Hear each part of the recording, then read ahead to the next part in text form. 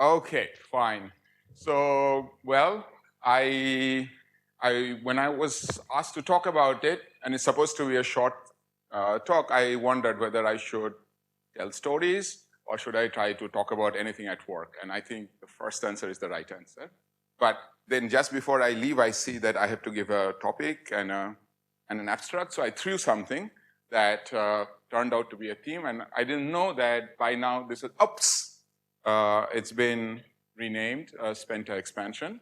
So I'm catching up. I've been away from the field for a long time. Okay, so I am going to basically talk a little bit about my time with SVD and its effect on me. And then, if I have time, I'll have a random sampling of something to do with high-dimensional statistics that I'll throw at you, and you shiftily look the other way, hoping that it will be over in a few minutes. Okay, but before I tell you the story of SVD, my story of SVD is sort of intricately linked with the story of Gautam. Okay, and I know that he hasn't reached 60 yet, and we don't have permission to roast him, but who is asking for permission? So those of you who are from my hometown or home state, okay, you know that when we are young, Gautam was being talked about in hushed tones. Like every 2 years, there will be newspaper splattering his face because he has done something. And as he said, there was sort of talk, excited talk about how Gautam has gone to the PSRP program in TIFR, read up Hawking and Ellis, and impressed Jayant Narlikar, and he was going to be the next hope, right? Okay, so then after a year, I hear some slightly different story, okay? That our hometown hero has come back and given a talk in Saha Institute. And that talk was laden with things like orbifolds and Calabi-Yau manifolds and theta functions and I don't know, one loop things. I guess with SVD, you would never go very far from one loop, but anyway, it's a one loop thing, right? And everyone is very impressed. I didn't go there. Okay, they said they're very, very impressed. And it was so absolutely clear that they have understood nothing. But at least they understood, even more impressed they were. So I was like, oh, he must be doing something right. I have to get into the game. So I kind of begged Gautam, okay, please show me the way. And Gautam put me in touch with SVD, and I somehow managed to kind of eke out, I couldn't get into the VSRP program, but could eke out a trip to TIFR in fall. And voila, SVD hands me a paper on quadjoint orbits on Virasoro group. So the topic doesn't change much. I kind of worked up to a nice complex representation for SL2R, and that's where it stopped. That's the important part of Virasoro group after all, okay? And then next year, I kind of clambered into TIFR next spring, 88 spring, into the graduate program, and I was most probably the only one or maybe one of two people usually coming in spring. So when I arrived there, that's kind of the structure of the group, and it's very far from the sob stories you hear from when Sanjay or Shanks or Avinash is building. Apart from a slightly distorted triangle in central New Jersey, outside that, it will be very hard to find at that point a group like that, okay? So, well, these are all older pictures, unfortunately. You know all of them, okay? Couldn't find a picture of Saroja, okay? Samir had not yet left, okay? And I think that I can confidently say the heydays of Indian string theory has already started. Short while later, there was Devashish and Sudipto joined out. And then there was a whole stream of IOP graduates showing up, Swapna, Sachi, okay, Sudhakar, right? There's another stream of people from UPenn, okay, who are not here. So it was fun time, okay? But it was fun time in many ways. So everyone has talked about how intimidating SVD was. And anyway, so we had a few tussles. But generally, around that time, I actually came in at a very, very lucky time. And it was lucky for the following reason, okay?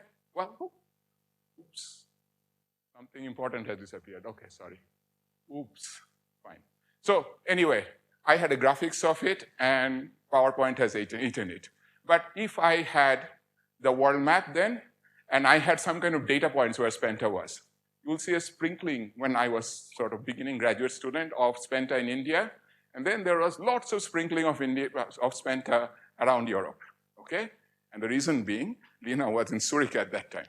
So, and I really am mad that my slide is gone, okay? But anyway, so which meant that we worked in the following way, okay? For few days, SVD and I would meet, and SVD would give me sort of big GAN about what's the big picture. And then we'll do some calculation, then he will go away, and I diffuse around, learn this, learn that, whatever. And then he will reappear again, and then we'll have 2-3 days of very intense work, okay? And now, looking back, now that I am occasionally the supervisor, I wonder how we managed to get anything done at all, given then the other set of people who are working on it were David Gross and Igor Klebanov. So, okay, so that says volumes about his skills as a research guide. Anyway, sorry. I'm completely confused. I've absolutely, this was the right slide. Okay, sorry. I ended up telling you the story in the wrong order. Anyway, so 1989 is when I was going to go start to do research, right? So that's sort of me from some weirdo picture. Gautam has already left for IS. And we are SVD and company have done some nice work, and Narayan and all that sort of on KPZ and Liouville and target space. But I need a new problem. And I was very lucky, okay, around that time, okay, we had a big explosion. We got to hear it fast enough, thanks to Gautam, because I think he attended a little informal meeting. This was before archive is fully established. Joan Cohn most probably is thinking about sending out her emails to various people. And he actually faxed some of the papers, okay? In fact, I think the preprint version of that, and I think my job was to read it up fully. Well, so there you go. And you have heard the multi-trace model appear, and I'm really grateful to all these people there. I was kind of being carried along, but it was extreme fun to see sort of draw pictures of loops touching each other and then say, oh, it must look like a tree, oh yeah, and the exponent matches. So I think I was sold for good. That problem had all the features of what gets you excited about, at least people like me. It looked like condensed matter theory, it looked like string theory, it looked like quantum field theory at its best, and I was hooked for good. Okay. So here was my famous map. Now that you can see the data, okay, and the explanation, I think already I have sort of spoiled that thing for you. But it was still a very, very productive time. And it kind of continued till next spring. And this picture, I'm grateful for SVD for sending it to me. By this time, SVD has graduated from being the quasi-bachelor, little bit threat to every student and friends too, right? To a very, very kind of responsible papa, okay? And I most probably had my most intense period of scientific activity then, and I cannot say how grateful I am because Gautam, SVD and Lina between them put me up in their home, and you can ask my wife how terrible and difficult thing that is. But they were very, very tolerant. SVD scrunched up enough money from friends and family so that I could be supported. And among these things, okay, we sort of ended up doing something that's not exactly matrix model, but it was fun. Anyway, so I guess the good thing about that time was that it was very intense. The bad thing about that was it was very intense. I remember Gautam saying at the end of it that, we need to have some life. Okay, I'm going to live again. Okay, and I almost had a mental sort of breakdown at the end of it because it's not easy being around Witten. You get trampled very often when he's passing by. So anyway, I sort of started thinking about what really interests me, and that started my trajectory towards biology. Although it went via quantum condensed matter theory, but actually. Sorry, where is it? I think some of the things SVD did at that time got kind of imprinted on me, like that Kowalskaya story you heard yesterday, that she had a room papered with Ostrogatsky's notes, and even if she did not understand it, whenever she encounter some problem later, she could recall that it was Strogansky and it worked out somewhere. SVD collected some fantastic papers, SVD and Edward Breza. I ended up going to Edward Breza's institute, Ecole Normale. But I think I sort of added this in a very non-fancy way. I think some recurring theme we heard from everyone is that SVD's intuition, sort of emphasis on physical intuition, which was actually a bit of a problem for us because SVD emphasized physical intuition. I also emphasized physical intuition, and occasionally 1 + 1 becomes 0. Okay, so we had to watch out for that. I think SVD was better served by students who actually can do something very concrete and be right about it, but we survived. And the other thing that I think I have carried from SVD forever is the essential unity of physics, right? SVD's, actually, I had once a discussion with Sunil, and Sunil and SVD has sort of interesting relationship. Okay, so Sunil's take was that SVD's sort of party line is that everything is the same. And Sunil, his tendency is to say everything is different. Okay, so I think I've sort of been on the everything is the same category more often than not. Anyway, so here is another terrible or good thing that has happened to me. This is something that one of my friends and colleague sort of now, Pankaj Mehta, sort of referred to me, that he said that in your work there seems to be like few fixed points. And one of the fixed points that keep on recurring is the Large-N expansion, okay? And I think SVD likes Large-N expansion not because just it's exactly soluble, because he can look at the heart of things when you can solve something in Large-N. You can actually ask what's the essential nature of things hiding there. And I sort of got sort of hooked to it. So I spent quite a bit of time in France, working on, so in fact, quite a few things that, you heard Parcolet and Georges several times. So I was the postdoc with Georges just before I left, and Parcolet was starting as a student.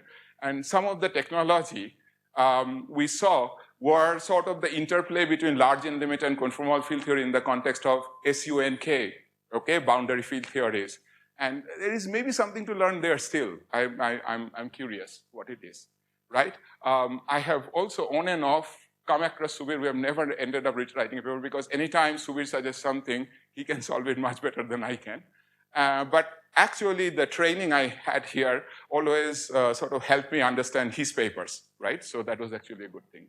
But as I diverted myself from physics, there are many problems that I have done where Large-N limits appear. Singular value distribution of random matrices is something, my first foray into kind of non-physics things. Same things actually found quite a bit of an application in information theory of these multi-antenna systems. And after a long hiatus, it's back with a vengeance, looking at algorithmic phase transition and compressed sensing. Kind of Large-N theories are back there again. And again, not so much because I love to do Large-N calculation. I do love it, but because it provides a kind of intuition about the essential nature of things. Okay, so I have come to the point where I shift to saying something about my work, and I have about 11 minutes. Okay, so let me try to give you a sort of 30,000 feet or whatever view of what perhaps can be extracted when I go outside these problems. So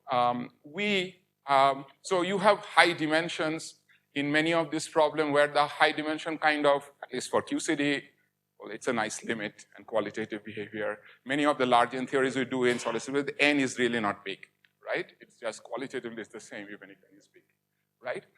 But at this moment, I'm sort of looking at this thing and my retina is getting excited by lots of things, and it is, if I try to represent it, it's a very big vector, okay? So the issue is we are dealing with very, very, very, very high dimensional vectors, really. At this moment, I see this thing, right? If that is all that, if I have to know every bit of it, I would be overwhelmed, okay? So what we end up doing at the end of the day is extract far, far, far lower dimensional things out of it, okay? That is a lot what perception is about, okay? So I don't see you, I see your face edges. I see features on your face. I see more or less color, texture, I'm done, okay? I can recognize you based on that, okay? So same way, so what I'm trying to say is the following, that even if in theory this is a very high dimensional thing, our task is to discover something much lower dimensional, but it's made difficult by the following things, okay? So imagine those green dots are in some abstract space are human faces. And please do not miss it, so that's me, okay? That's SVD from a previous lecture, right? And these red dots are flowers, okay, right? Now, if you really thought of that as a vector and tried to do distance between vectors, say take out the average part, scale it to more or less the same norm, and calculated a dot product to calculate neighborhood, okay? You know, dot product between me and SVD is going to be pretty big. Actually, if we keep color, there is a higher chance that between that yellow flower and my yellow tinge picture has a better overlap. And that purple flower and SVD's picture has a better overlap than the face to the flower overlap. So we cannot see the pattern right away in this linear vector space. We have to learn some way of transforming this to something that can separate things out, okay? So the task of these classifications is quite often kind of finding complicated surfaces there, which group these things together, right? And questioner, what are they? Meaning you attempted to say they are invariants of some kind, and large N theories are very good at sort of finding things that self-average and fix or something, some sort of invariance, right? So in some sense, machine learning pattern recognition is the story of how those high-dimensional decision surfaces are formed. And how do we do that? And so you could say, aha, it's actually not that difficult a task. You get me lots and lots and lots of these green dots, and I'll kind of figure out a manifold that passes through it, and there's lots and lots of red dots. I'll also figure out a manifold that passes through it. If you're in manifold A, you are face, and if you're in manifold 2, you are flower, okay? But the point is that we never have that kind of data, okay? The face space isn't populated with me with every little turn and twist, and a person almost looking like me at every little turn and twist, all the way morphing to SVD, okay? There is not that link. So those spaces, those subsets are very sparsely populated. And out of that, you have to learn, okay, how to separate things, okay? And machines are beginning to do that. Brains have done it for a very long time, okay? So I am now going to sort of talk about problems where we kind of parameterize some way these spaces in our pathetic ways and begin to understand a little bit about their properties, okay? So that's roughly the plan, and again, if you fall asleep in next 7 minutes, I don't mind. I think I've given you mine. So remember, curse of dimensionality and sparse population of those subspaces and effort to discover these ways. So the most trivial example of it is when I have a data cloud, and it is more spread out in some direction and less spread out in the other direction. So if you compute the covariance matrix of it, that covariance matrix has some eigenvectors where the eigenvalues are big, so there is greater variance in those directions, and less variance in the other directions, and discovering those, right? And turns out that if I actually want to understand what is the low-dimensional linear representation of this data cloud, right? You have to do something called singular value decomposition, which is actually a way of writing matrices, rectangular matrices. So don't do the eigenvalues, okay? Even if they're square, you'll get complex number, as David Gross tried to tell you in the morning, okay? But the point is that you actually write this as a unitary matrix, a bunch of things, another unitary matrix. And these numbers are actually very important in saying how these things behave. Now, usually the way you discover that subspace is keeping only few of these numbers. And there is a whole set of random matrixy thing you can do about these things, the singular values. They have every little ingredient you heard in the morning in various talks. They have the e to the lambda squared, they have the van der Monde-like things with square. But depending on if the matrix is very rectangular, there is a repulsion from the origin, okay? And the result of that is some distribution that peaks somewhere else, away from 0 if n and m are not equal, okay? And you know, you can work it out. It's been worked out a long time back. We worked it out ourselves without knowing that, but also the techniques we developed for it applies to many other things. But there are a whole set of questions around even this simple problem, not only how these eigenvalues are different, but also if I actually had some signal matrix, okay, how are the vectors themselves changing, etc. And there is sort of pretty well-developed theory of that. The second set of problems I want to mention you, okay, in 5 minutes, okay, is another way of talking about low-dimensional spaces, okay? And these are the following ways. Suppose I have a big matrix, many vectors, actually an over-represent, these are actually linearly dependent. Imagine I consider subspaces which are combinations of k of the n vectors. So think of it this way, okay? So here I pick up of all these vectors, h3 and h4, and I span something. And then I can pick up h2 and h5, span something. So I have this subspace. That's a lower dimensional thing compared to the whole space. So many things in the world are that way, right? Meaning practically any problem in biology, there is only so much data we can get. And if you ask what is the potential explanation of that in your genes, like for example, if someone says, okay, I'll measure, I don't know, cancer susceptibility. There are millions of places where you can have a genetic variation that could influence that, right? So I have always more variables to explain everything than amount of data, right? And every complex system in the world is almost that way. We still manage because we discovered what the relevant directions are. And we say that most of these variables are zero. They don't have an influence. So you discover a sparse set, okay? That actually explains it, but discovering the sparse set is a combinatorially hard problem. Now, that combinatorially hard problem, and so again, roughly speaking, if k vectors made up that data vector, right, their typical overlap is order 1 over k to the half, right? Its overlap with a generic vector is order dimensionality to the minus half. In general, k to the minus half should be much smaller, right? Much bigger than the 1 over m to the half. But because there are so many potential vectors that are vying for the place, the best among them, the extreme statistics, actually says they could be confused with a real genuine cause, right? So best of the random guys sometimes beat those ones. So there are some methods of convex relaxation trying to replace the non-convex problem by some convex problem. And one of the convex problem is actually to minimize L1 norm subject to this constraint. And as usual, L1 norm minimization ends up picking sparse solutions.